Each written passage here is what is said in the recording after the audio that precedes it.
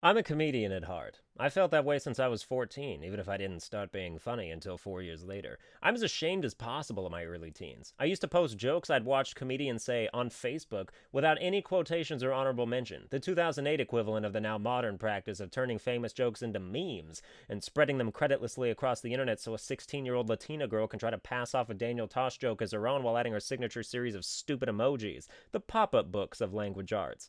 We live in a time now where comedians do all the work and Tumblr gets all the recognition. Have you ever seen a meme with a word spelled wrong? How can you miss that shit when you're making the meme? The text could not be more bold and in your face. Fucking high school dropouts using the internet to uncreatively express their lack of education. You don't need school to be smart. I know there are alternative ways of learning, and if you're actively participating in that absorption of knowledge, then by all means go tweet your outside-the-box success to Jaden Smith. But the teenagers who frequently denounce educational institutions aren't pursuing jack. They just want the pseudo-powerful feeling you get when you type bullshit on the internet. Ignoring higher education is only an acceptable choice in life if you have marketable talent, preferably a few different ones to choose from. Your hobby of making Minecraft sculptures is not a jumping-off point for you to throw away 99% of your possibilities. Who needs college? I can make an 8-bit Mario out of blocks by copying a picture, fucking idiot. Speaking of, nobody should be impressed by your ability to make shit in Minecraft. Hey, you want to see this Charizard I spent 3 days making? It looks like the real thing, only worse in every way. If you spend 2 years recreating a city from Final Fantasy in Minecraft, congratulations. You're almost as impressive as the people who made the actual city in the actual game with no frame of reference but their imaginations, you undeserving of praise waste of time. Spending a large amount of time on something doesn't make it worthwhile, like when Duke Nukem Forever took a 15-year shit. I've done stand-up comedy on stage at a club 4 times. Each time has gone fine, never anything special, just average amounts of laughter throughout. Not that I expected to blow the doors off, but there are instances where I feel like I'm playing to the wrong audience. There was one joke I told once that got complete and utter silence, and I have no idea why. I was talking about the people in your high school English classes that couldn't read out loud to save their lives, like white kids raised in the suburbs of America that somehow couldn't put words together in their mouths. And so I'm talking about this one super dumb guy that gets called on to read in my class, and he's struggling as if the book's written in Chinese. So in the joke I call out, you know English doesn't count as a foreign language credit, right? I mean, is it a thinker? I feel like it's pretty straightforward, but nobody in the audience so much as twitched, and I mentally panicked for a second before just moving on. I stand by the quality of the joke, and even if it doesn't make you laugh, it's still objectively good. I've said this before, but being a comedian is like being a chef. If Bobby Flay cooks you a lamb chop and you don't like it, that's on you.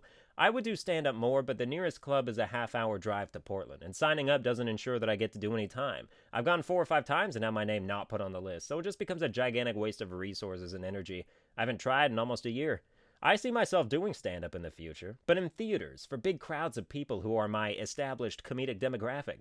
So maybe I have to get YouTube famous first. You have these old road comics who are of the opinion that getting recognition from anything other than hotel hopping across the country doing tiny venues for a dozen people 3 times a night is illegitimate. Mark Maron is a shining example of a comedy curmudgeon who despises young people in the internet. He said as much when Bo Burnham was a guest on his podcast, and Bo disappointed me by agreeing with him, essentially saying that nobody was more ashamed of how Bo Burnham got his fame than Bo Burnham.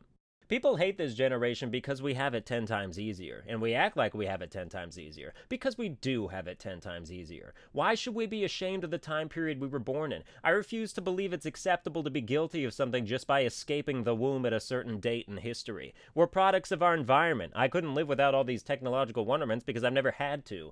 If anyone from the previous generation was born in this generation instead, they'd be just as shit. When you have 2 different perspectives on an era, you're being set up for resentment disguised as nostalgia. And I feel the effects of that formula in action every time I turn on Cartoon Network and see a show that didn't come from the late 90s. These new cartoons aren't real cartoons. Back in my day, 10 years ago, we had real cartoons. Anyone who watches these fake cartoons are just shitty kids with only one perspective on history.